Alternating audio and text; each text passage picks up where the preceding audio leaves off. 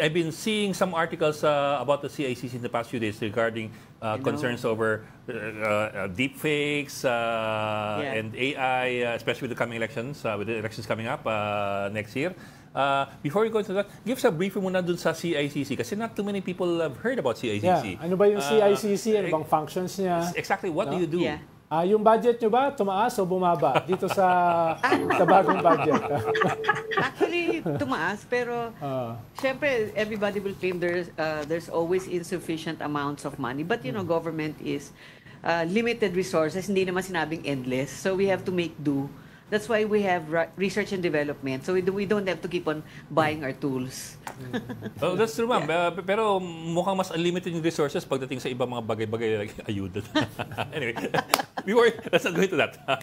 Huwag mo naman ilagay sa spot si ASEC. Nilalagay mo sa spot si ASEC. Yes, but tell us about CICC. Exactly what do you do? I suppose you're under DICT, but is that correct? And exactly what do you do? So the funny thing about the Cybercrime Investigation and Coordinating Center, so we're not really so out there because we're not naman a Department of Tourism, di ba? We don't market things that we do, and we're actually complementary to the growth of service of government to the people. So we handle that of everything that is anti-cybercrime. So we are the only agency, okay, that is attached to the DICT. So there are 3 attached agencies to the DICT. Privacy, and then you have NTC, and then you have us, anti-cybercrime, which is kailangan naman na kasi, right? So, bago lang kami, and we became functional in 2019 when COVID came in because there were so many cybercrimes happening. Yeah. Okay. So, you have other agencies that have units that have propagated their cyber capabilities, which is the PNP-ACG, Anti-Cybercrime Group.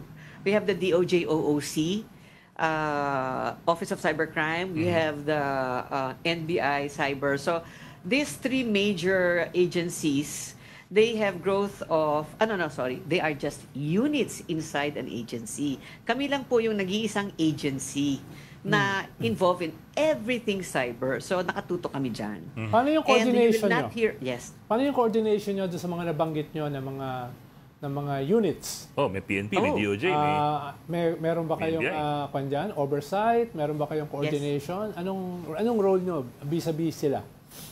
I don't believe in oversight na nowadays kasi everything is we work in parity. I think our exclusive capabilities is complementary to everybody's, which means to say yung digital forensics is talagang it's the big thing with us, no? So everything, we complete all the digital evidences para may makulong na tao. We are the ones who extract it from everything that is computers or even yung mga cellphones ninyo. So we're the ones who extract the digital evidences.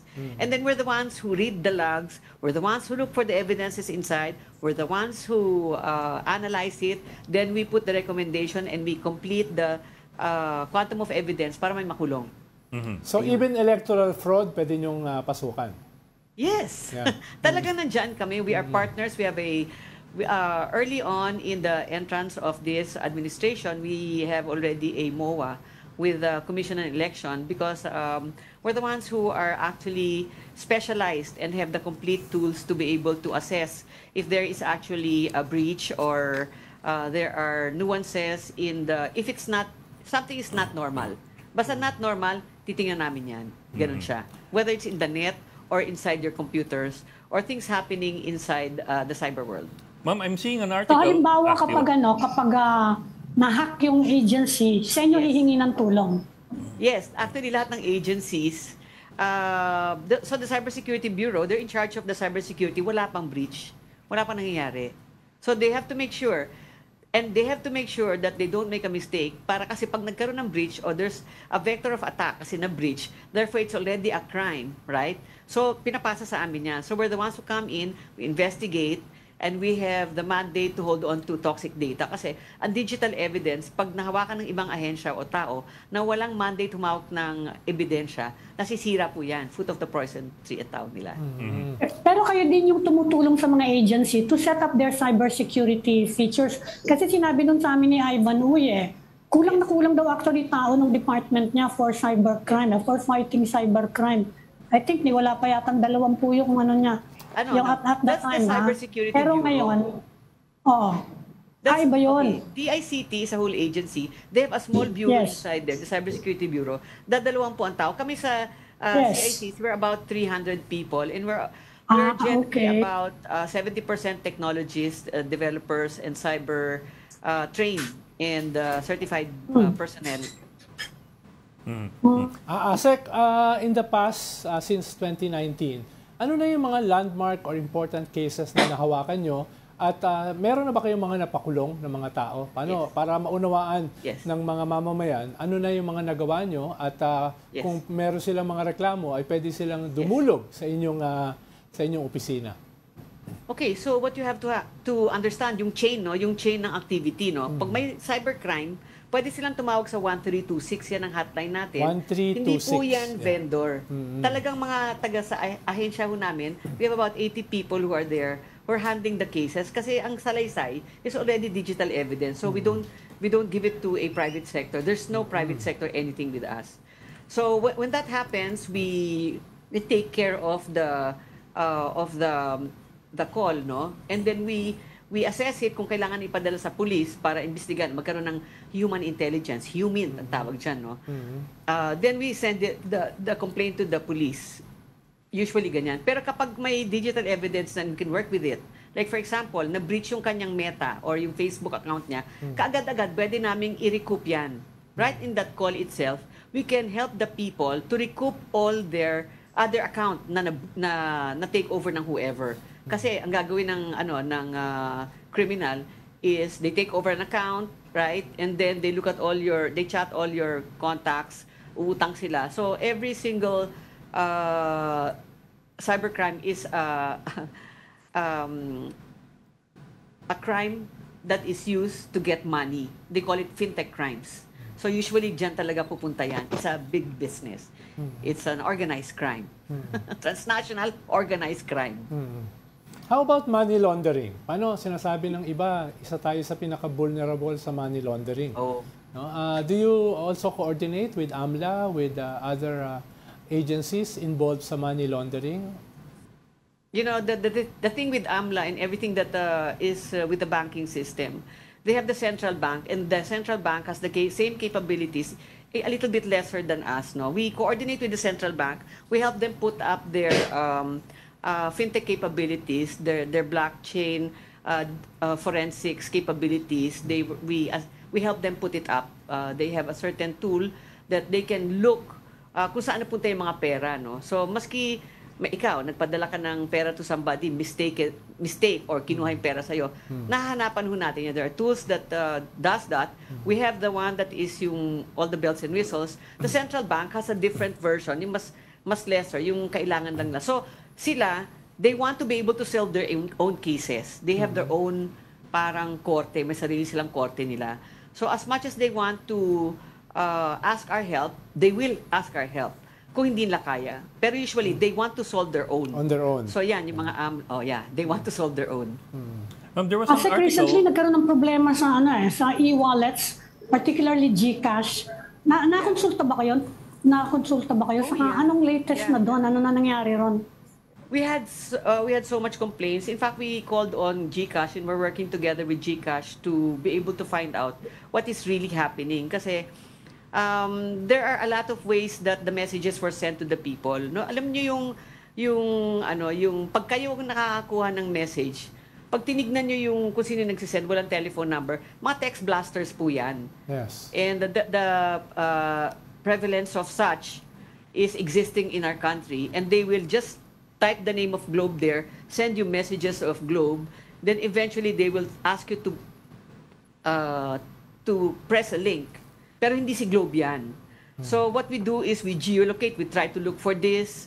So we have a coordination with them because they're helping us really find this. No? So it's more complex than you think, but we encourage you to call 1326 CICC hotline because every single call and number and instance that we put on, we get to be able to find out where exactly are these text blasters roaming around. Sometimes it's in a car, Sometimes it's in a tower. So talagang it's cheaper kasi to steal that way.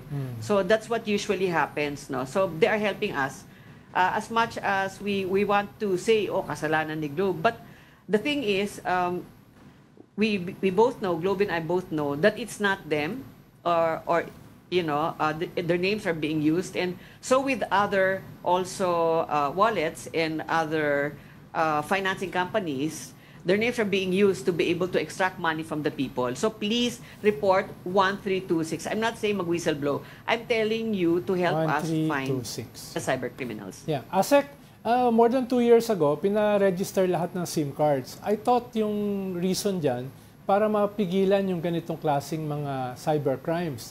Bakit very prevalent pa rin? Anong naging problema? Oh, okay. So, the thing is, as I've mentioned to you, it's not coming from a regular, it's not even coming sometimes from a SIM card. It's coming from a platform. Okay?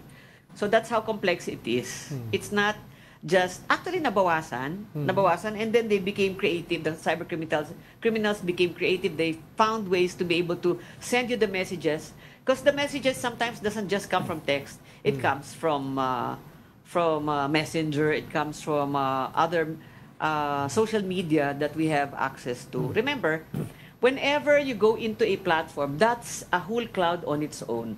Every single platform or program is a cloud on its own, and it has the tendency to extract all your details if you allow their cookies to do that. But I do remember earlier this year and a part of last year na may mga nahuhuli, may mga na-raid kung saan daang-daang mga pre-registered SIM cards o parang ganun registered SIM cards. That's true. Ang nakakumpiska. And that raises questions parang, how are they able to register or pre-register a few hundred SIM cards at one time? And sino mga pagmumukha ang niregister nila doon? Bawal na yun. In fact, thousands. In fact, thousands, okay. In a raid, the first raid last year, okay? The first raid last year was yung Pogo sa Pasay. Yeah. Okay. Even the lead in Cavite came from us. Okay. Yung mga nakikita yung mga Pogo, those are leads coming from reports from us. And pag sinabi ng DOJ OOC, kami ang lead sa raid, sure. Kami, okay lang. Pag sinabi ng PNP, kami ang lead, sure, okay lang. It doesn't really matter to us. Because what matters to us is that we help solve the cybercrime. We help in the Pogo in Pasay. I think I sent Mr. Santillan, who contacted me a while ago, a lot of the materials for you to be able to see what we've been doing. We've been very hot on kidnapping because they've been using, of course, the cell phone to be able to contact the relatives, and yan talaga. Pagka yung life and death, mabigat kaming, within 48 hours, our agency have a lead, usually. Ganun kami ka-intent pag life and death. And OSAIC-CSAIM. So, CICC as the first in the world, OSAIC-CSAIM, Digital Forensics Lab dedicated to the women and children. Kasi syempre hindi pwede maghalo yung mga nakukuha naming evidences ng mga bata na alam nyo na hinahalay. So we separated that, no? So tayo yan, Philippines ang may ganyan. Medyo naiiba ang approach natin. Ma'am, kami lang ako. Check, balikan ko lang yung sinabi mo yun sa GCash. Yeah. Sabi mo, you're urging people to report para ma-solve natin yung problema. Meron na bang case na na-solve actually? May nagreklamo na budul-budul sa using GCash at na-actually trace yung account holder na nang budul sa kanya? Yes. Okay. Ang ko lang, yung kinasasama ko na ng loob, pag minsan natatakot yung tao, nabalikan siya, hindi ho nila tinutuloy yung pag-complain. Doon ako nasisiraan ng loob. No? Parang akin yung maglakas loob kayo ng konti. Kasi pag hindi ho natin sinasampulan itong mga ito na hinuhuli ng mga pulis para sa CICC, CICC gets the lead. We call the police for the humid.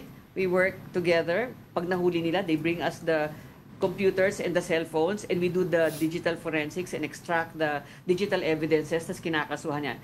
We have actually, for the record, yung nakapagpakulong na yung sa Pogo, which is in Iloilo, there were two judges there na talagang hindi ho nila hinintuan hanggang hindi ho nakulong yung mga iba yung bansa na nagpapatakbo ng pogo doon sa isang lugar malapit sa kanila. So yun, talagang dinire-diretso namin. In the other cases, we have surrendered the evidences we found to be able for the police. Kasi sila ho yung may mandate na manghuli. Kami ho yung may mandate magsiyasat, mag-analyze at magbuo ho ng mga ebidensya. ASEC, may coordination ba kayo sa ibang bansa, sa ibang international agencies in relation dun sa cybercrime? Yes. In fact, the CICC is the only agency in the whole Philippines that completely coordinated with the UN Ad Hoc Committee on Cybercrime. We represented the Philippines in that creation of the new treaty. And from start to finish, maski COVID times, we were there in New York and in Vienna.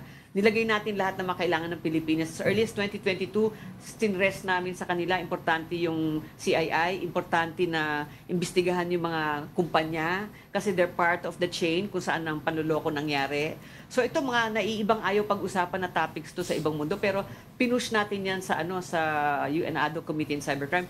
Pati ang AI, we mentioned that last year 2023 January sa UNODC Ad Hoc Committee on Cybercrime where the treaty was being created. And I got the flack for that. Parang feeling ko, bad news bears back. Kasi I try to talk about things that are barely talked about. And then, lo and behold, 2024, talagang sabog na sabog ang AI. Ginagamit sa atin. We can use it positively, but it's being used against us, di ba? So, we try to focus on good parts where AI can be used. And madami naman talaga. Moving forward dito sa parating na midterm election, ASEC, at saka itong campaign period na magsisimula sa February, anong ginagawa niyong measures? Dahil I'm almost 100% sure ay ito-dominate yan ng mga iba't ibang klase ng hacking, trolling, no? At sana hindi mangyari, baka pati yung election natin ay maging vulnerable, no? Dahil 100% computerized na yung ating eleksyon, no? Kaya ano bang mga pwedeng gawin ng DICT, ng CICC at other agencies at saka units na binanggit nyo kanina para ma-mitigate, mabawasan ito at kung sana mapigilan itong mga threats na ito sa parating na eleksyon? For the incoming elections, definitely they're going to be using AI in all of its regalia, full form, no? Even as we use, for example, dito, parang ang cute-cute kong tignan, no? Kasi it's a filter. May pagka-AI siya, I'm 58, but I look younger here because Zoom has a lot of and then how do we tell the people I'm using AI, no? Do we put a caveat, no? So CICC has Project Acuity, and we've gone through 19 regions already. And tinuturuan namin in the dialect lahat ng mga kasama natin. The farther, the better. Ayun ang ginagawa namin. No? So that program, we have reached about 30,000 people already, and we're going to go big. Next year, DICT is helping us.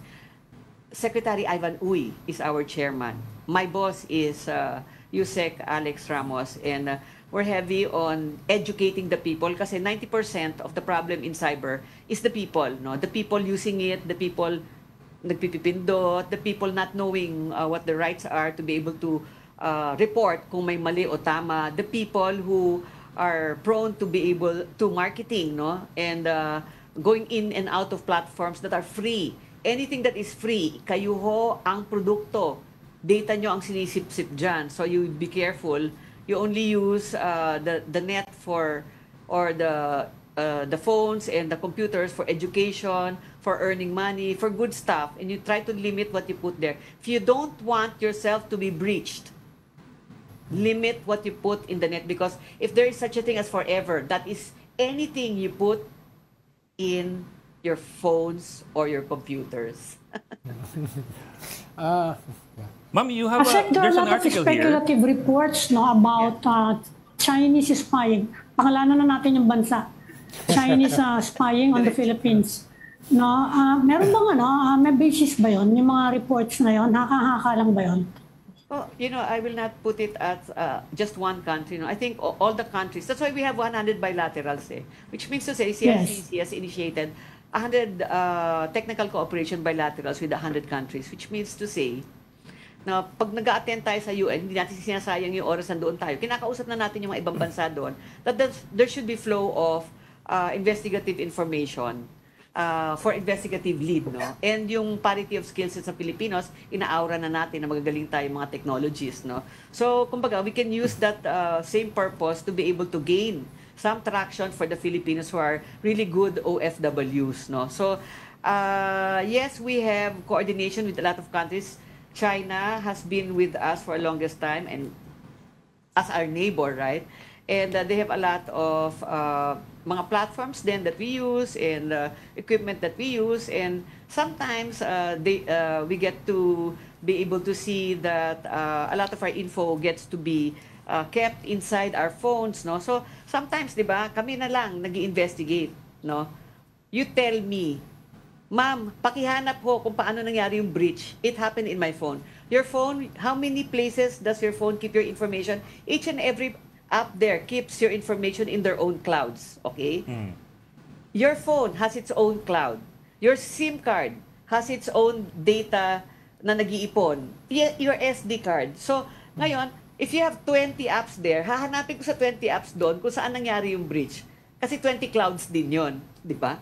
Then hahanapin ko pa kung saan sa telepono mo nangyari yon. So, it's as complicated as it can get. That's why we keep on saying to the people, don't feel bad for trying to educate you kung paano gamitin nyo yung telepono nyo ethically and not to put nga anything there you don't need to put there. No? Kailangan tayo, kumbaga, gipitin natin sila sa impormasyon. Gamitin lang natin sa tama ang teknolohiya para guminansya ang buhay natin. Other than that, medyo hindi maganda kung pinapakita natin yung mga anak natin na naglalaro, yung mga bata, because some people have a knack for child porn. And that's where OSAIC SAM is very heavy on. So please, do not show the faces of your children. Do not go into free apps, please. Limit yourself, and we will be teaching everybody about this in the dialect all over the whole Philippines, and that's Project Acuity for you from CICC. Mambalikan ko lang yung binanggit kanina ni Tito Ronald. Elections are coming up. Your organization has raised concerns over the prevalence of deep fakes. How big a problem is this going to be in the elections, and how do we combat that? Kasi you can for 100 plus pesos you can download an app that can change your voice, change your face, put your face saying something else, and so on down the line, and you can have that happening by the time the campaign period rolls around. Dagdag lang sa tanong ni Ed, Asek. Yung North America kasi at saka Europe, hindi black and white yung pag-divide nila sa crime at saka freedom of expression. May malaking gray area. Even the big IT firms ay active sila sa mitigation, sa prevention, pero yung dadalin sa batas, medyo hindi sila masyadong active dahil nga merong usapin ng freedom of expression. No? Kayo ba may ganun kayong dilema? Yung ganung klaseng issue between freedom of expression and cybercrime? Okay, freedom of expression, I'm for that, 100%. Yes. But you have to remember, with that freedom of expression comes the responsibility that if you say something, pananagutan mo yan, di ba? You can say as much as you want if you want to, pero kung may mali ka sinabi, panagutan mo yan. No? So that part, I think, is that ethical behavior in the internet. Now with the Europe and the US, no, in my 3 years of attending the ADO Committee in Cybercrime, you cannot imagine how much debate we have when it comes to that. Kasi, kumbaga, sa ibang bansa, ang bata is 8 years old. Sa ibang bansa, hanggang 18 bata. Di ba? That alone, Diyos ko, ang tagal-tagal pinagdedebatehan yan. At the end of the day, kung saan nangyari ang crime, kung ano yung batas doon sa bansang yon, yun yung mananaig. Kasi doon mangyayari ang sa korte nila. Korte na kung saan nangyari ang krimen. So, dyan nyo titignang mabuti kung saan nangyari ang krimen, yung batas nun, yun ang mananaig. So it does not matter kung si Europe, naiisip ng ganon. Let them think of what they have because they have their own culture, they have their own ways, they have their own mga sariling paniniwala as well as us. But instinctively for the Filipinos, we have a very mature number of laws that details exactly what are the responsibilities of the people when it comes to crimes, which also goes double up pag cybercrime siya. So, ganun na nangyayari sa atin at this Ma'am, point. let me just show you an example. This one is still up. This is a deep fake video that makes it appear like our newscast is endorsing what is called the Starlink modem, which is a fake. It's not true. Ang galing na magkakagawa yung bibig, yung boses. Yeah. It's all I can imagine it's all AI and deep faking. Yeah, it is. Definitely. What are we going to do? We exposed this 2 weeks ago. Hanggang ngayon, it's still up. The company, the website, the Facebook profile is still up. And we exposed this 2 weeks ago Okay, already. my question. Okay, my Nag-report question na is, ba where kayo? did you report? Did you report it? Is it about you? We need the well, trigger I told the Yun people pala upstairs. nakalimutan ko sabihin. The government needs trigger. We need a trigger, a report, so that we Nag-report can ka ba sa CIC? follow for the case, Ano yung CIC? file it, and document it. So, did you report it to alam ko marami, no? May CICC, may Yeah. PNP-ACG, may DOJ-OOC, may and so on and so forth, Privacy Commission, iba-iba, right? So, may NBI pa pala. So, it doesn't matter where you report it, but when you report it, you have to follow up. Pag hindi nag-follow up, my suggestion is you call CICC. Okay. Mas parang, With the kasi hotline. in totality, yun lang ang trabaho namin eh. So I suggest you call 1326. Okay. Okay. Kasi you can imagine, by election 1326. time, Yes. maraming ganyan eh. Yes. Okay. 1326. Yes. Maraming salamat. Okay, maraming Kasi salamat ako, po. nabudol ako sa GCash, hindi ko nahabol. Akin na. Pinailan lang sa case file. I reported it to the Manila Police District. Magkano nakuha Hindi, sa'yo? paki- Magkano nakuha Hindi. sa'yo, Ami? Si Mr. Santillan has my number. You Yeah. please report it to us. Wala akong dyan. We will follow it up. Okay. Okay. Hindi kasi kami yung may Okay. tools. Actually, we're the ones who train the PNP-ACG. We train the WCPC. We train everybody, even the on how to handle breaches, how to put up their security operating centers. So kaya hindi nyo kami masyado nakikita. We try to beef up the government first. Di ba government is lead? Mauna tayo mag-ayos ng sarili natin. So that's why nauna sila. But this 2025, the whole onboarding of the small and medium scale in the public, magano kami, full on kami doon. Okay. Maraming salamat, Okay. Assistant Secretary Mary Rose Salamat. Magsaysay ng Cybercrime Investigation. Salamat for a very informative episode. Thank you, Asek. Imbitahin namin kayo, Asek, ulit. No? Dahil kapos pa yung ating usapan.